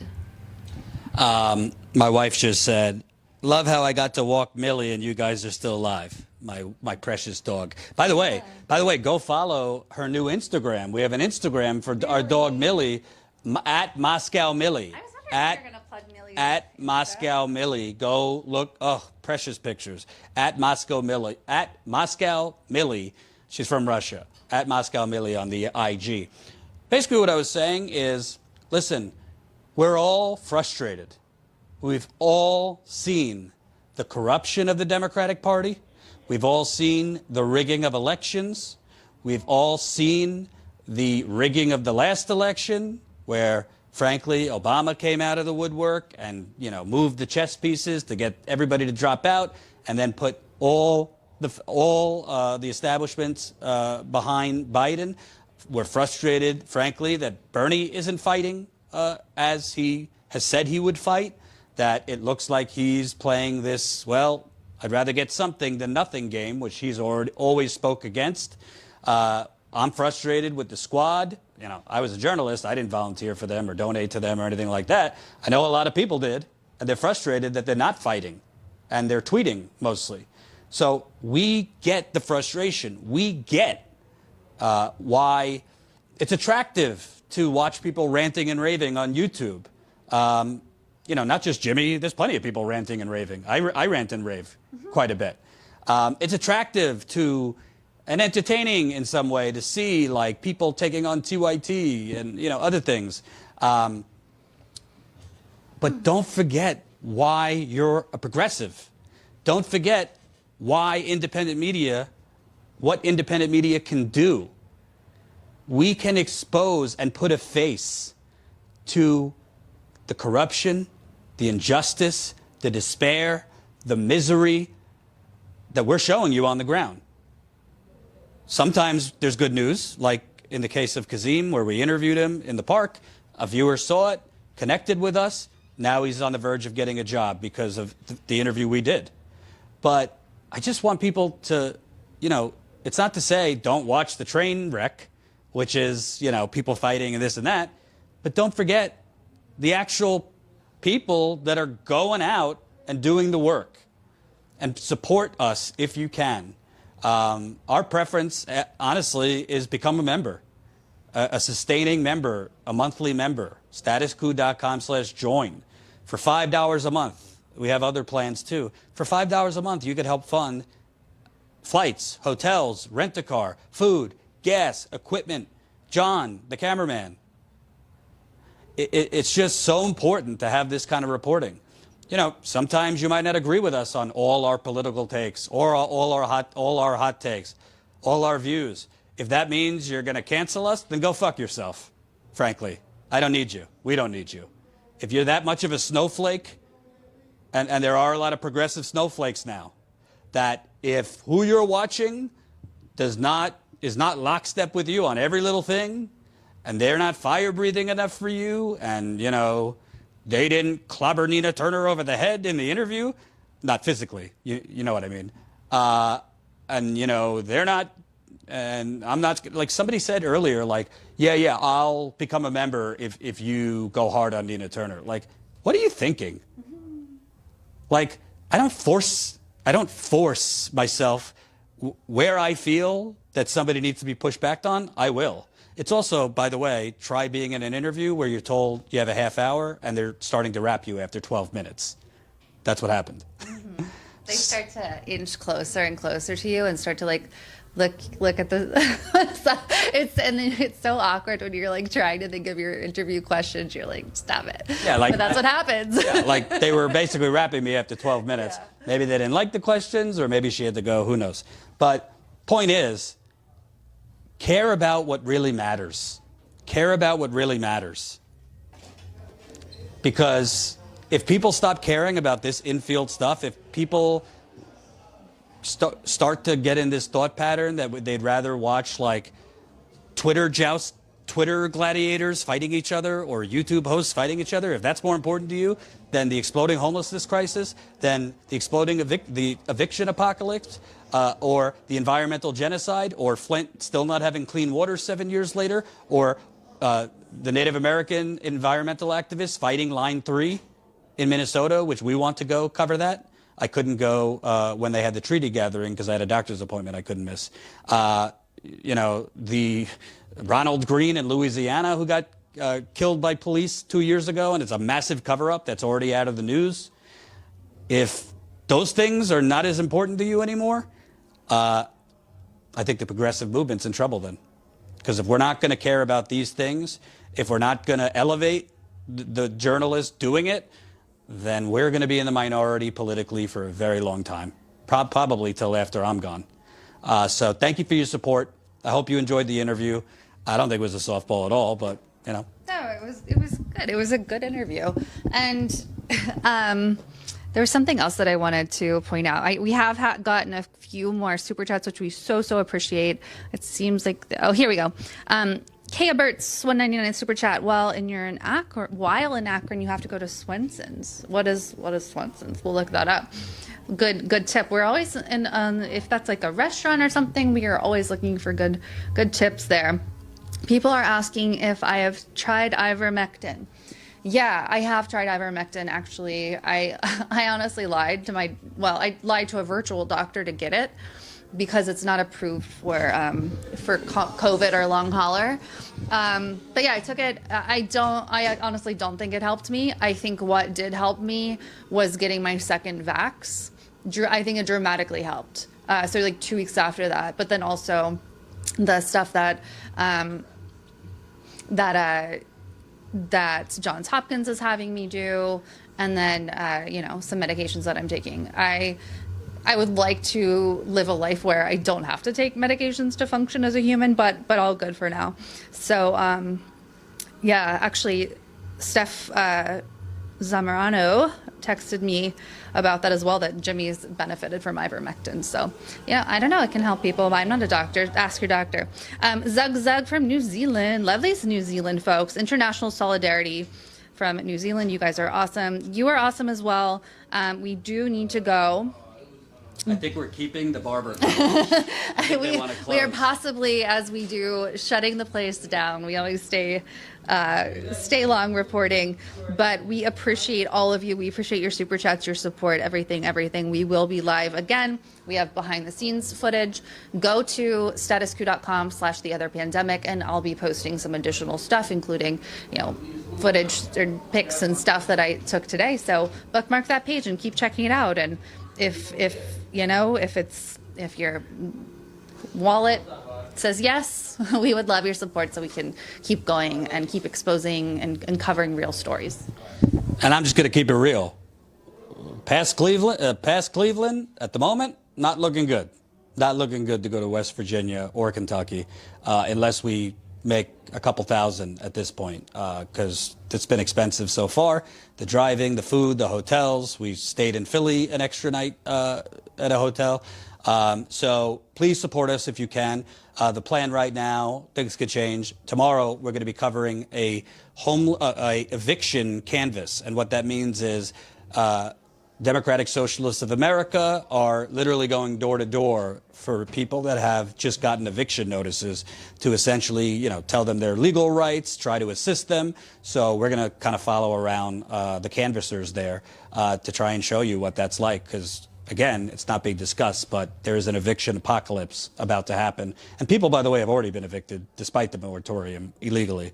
Our goal after that is to go to West Virginia, speak with people who know where the bodies are buried in terms of Joe Manchin, speak with them about their corrupt, frankly racist state Democratic Party, which I've already broken a few stories on our Substack, which you should go sign up for, statuscoup.substack.com, statuscoup.substack.com, and we'll see from there. But right now, if we don't raise a considerable amount more, we probably will have to turn around after Cleveland. So, anything else, Jen? Yes, I always think of it, and then I start listening to whatever rant you're on. I forget. So I think what I wanted to say was thank you all. We are also going to cover Juneteenth, and we want to keep going. We need to keep going. And I think this is great advice, and we will end on this. La La La Cha Cha says, get some good grub and rest. The money will come. I feel you. I feel that. I like that. Love you, Lana. Oh, by the way, one more thing. La la la. One more thing.